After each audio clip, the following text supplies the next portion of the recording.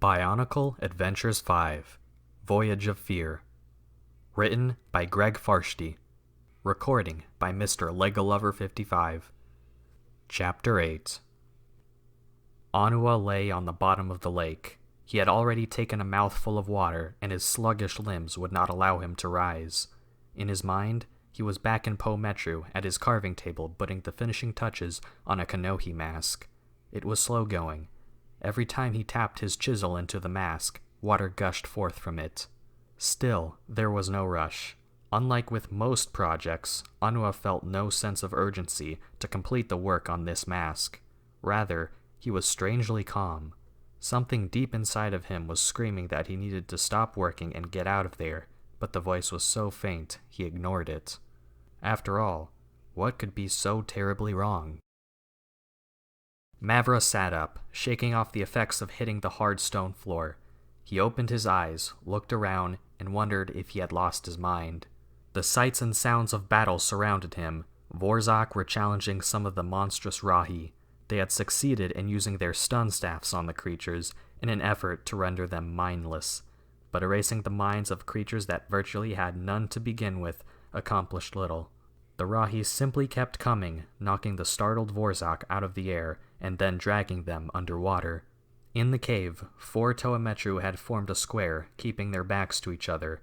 Elemental energies flashed as they defended themselves against Kralhi, Rahi, and Vaki. So far, no attack had gotten through to them, but they were so hard-pressed that they could not go on the offensive. Mavra's eyes widened as a Vorzak veered sharply to the left and smashed into the stone wall. Sparking wildly, it slid into the water and vanished from sight. Nearby, Vakama and Nuju worked together against a Kralhi. While Nuju iced over half the machine, Vakama made the other half glow white-hot. Whatever mechanisms the Kralhi used to compensate for extremes in temperature were rapidly fused or frozen. The machine collapsed in on itself. It was all too much. The roar of the Rahi, the crackle of the Vaki staffs, the howl of Matau's winds combined to form an overwhelming wall of sound. The Matoran winced as he saw a Vaki slam into a Rahi, stunning it senseless and sending the huge creature plunging into the water. He turned away, only to see the 4 Toa being driven back by a half-dozen Vorzak. 4? He wondered. I know Whenua disappeared in the water, but where is Whenua? The Toa of Earth was wondering the same thing. He had spotted Whenua falling into the water. When his comrade did not immediately resurface, Whenua dove in after him. Now he was struggling to make his way through the turbulent water and relying on his mask of night vision to light the way. Residents of Onu-Metru and Po-Metru did not normally form close friendships. Onu-Matoran were focused on the past, while Po-Matoran worried only about what work was due to be completed that day and how quickly they could get an Akalini game going. But there was a connection between the two Metru, whether their populations wanted to admit it or not. Both were bound to the ground, one mining the solid protodermis and the other turning it into the building blocks of the city. Earth and stone were brothers, and Whenua knew it, so he never thought twice about risking his own life to save Whenua. The beam from his Kanohi mask played across a strange shape on the bottom. It was Whenua, lying still, his heart light dim and barely flickering. A school of Takia sharks was circling above the Toa of stone, trying to determine if their prey was as defenseless as he seemed. Whenua revved his earth shock drills and shot forward. The shark scattered before him, confused by the vibrations in the water caused by his Toa tools. He knew he had only a few moments before they zeroed in again. A large ray tried to cut him off, but Whenua brushed it aside with a strength born of desperation. He grabbed Whenua and pushed himself off the bottom, fighting to make the surface. The sharks turned and followed. Whenua could see the ledge so far above. With the precision of the archivist he used to be, he calculated that he was never going to make it in time. The Toa of Earth kicked hard. If he was going to fail, he was going to fail giving it his best. In the back of his mind, he waited to feel the jaws of the sharks closing in on his legs. There was a stirring in the water. Whenua glanced to his left to see a huge Terrakava approaching, its powerful forearms already striking out. The creature was obviously heading for the 2 Toa, but the sharks were not willing to give up their hunt. They turned as one and began snapping at the large Rahi. Hope flared anew in Whenua. He forced himself to swim the last few strokes and grabbed the ledge.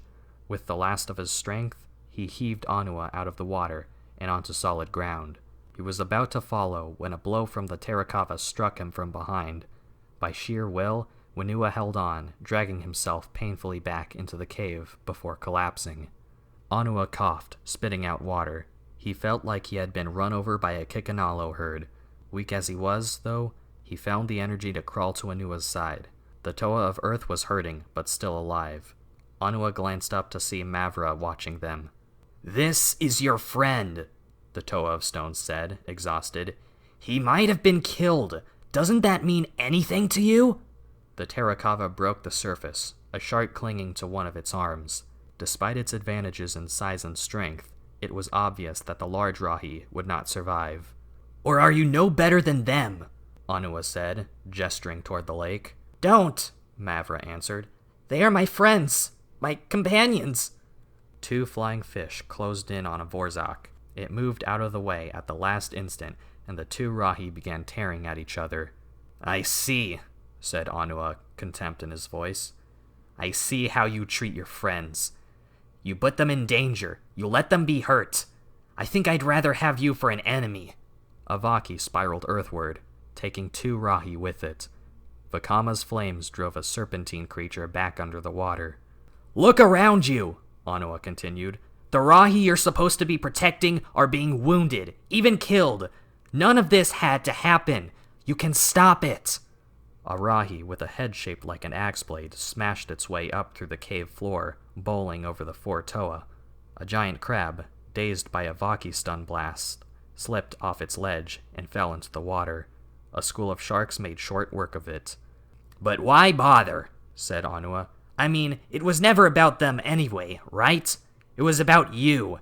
Duma was going to take your pet project away from you. No more secret passages, no more experiments, just back to the drudgery of working in the archives. So you stole them and you slipped away, figuring, what? That you would find a way to make them tame, gentle little rookie fish and return to Metronui as a hero of science?" The axe-headed beast tossed Matau aside like he was made of seaweed.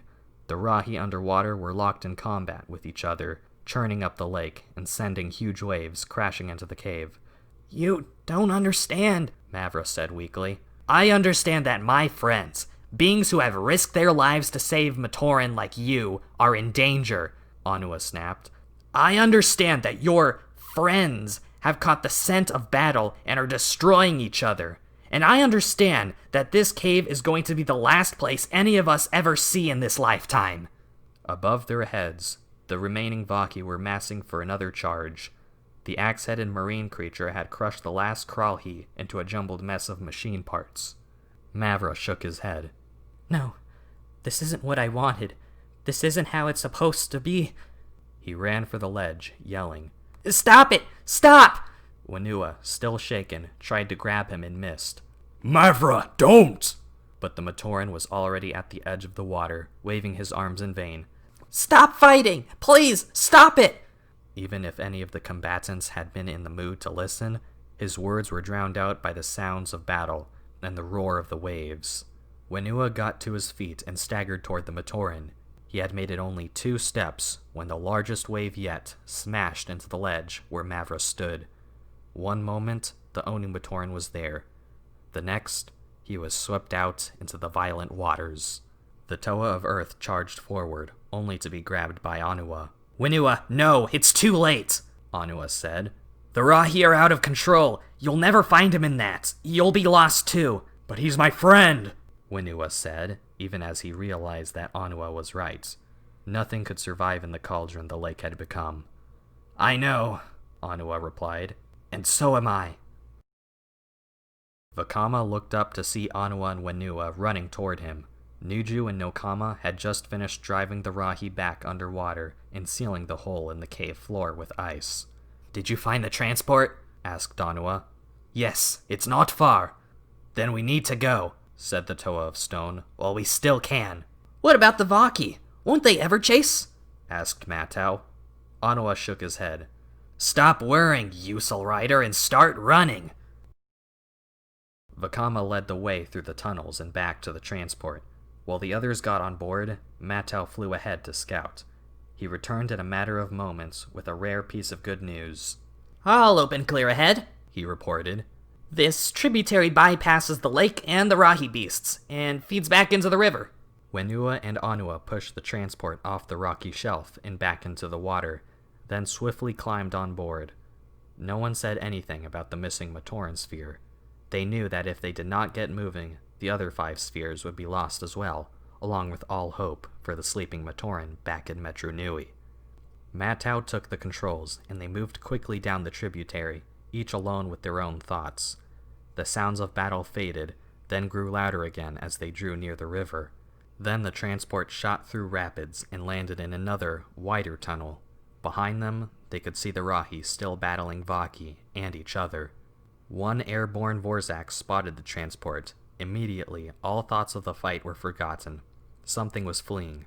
Vaki were designed to chase anything that fled. It signaled to its companions, and 6 Vaki took off after the Toa, rapidly gaining ground. Vakama glanced over his shoulder and saw the mechanized guardians of Metru Nui closing in. "I'll slow them down," he said to Onua. "You stop them." "Do you know what you're asking?" answered the Toa of Stone. "We'll never be able to come this way again." "Then we find another route," Vakama said, loosing a barrage of fireballs on the oncoming Vaki. "We're going to find a new world, Onua, and I don't want Vaki to be a part of it." The Toa of Fire's elemental powers had not stopped the Vaki, but having to dodge his flames had delayed them and broken their formation. Onua summoned all his energies and focused them on the roof of the tunnel. The rock was his to command, and by his will, a tunnel that had existed for ages began to collapse. The Vaki dodged the first stones, but the destruction continued, until finally the roof caved in all along the passage. The Vaki disappeared beneath an avalanche of rock. Matau brought the transport to a stop. All 6 Toa Metru looked at the wall of stone that now blocked the tunnel. "I feel like that barrier is a sign," said Nokama quietly. "Almost as if the Great Spirit is telling us we will never return to Metru Nui." "We'll go back," Vakama assured her. "We must. We still have a destiny to fulfill." "Before we can go back, we have to go forward," said Whenua. "That was what Mavra couldn't see. He became so fixed on what he might be losing, he forgot to look ahead to all the future might have held for him." Nuju nodded. "Like so many Onu Matoran, and too many Ko Matoran. He tried to hide away from the world." A Vaki staff floated to the surface of the water. Vakama fished it out and snapped it in 2 over his knee.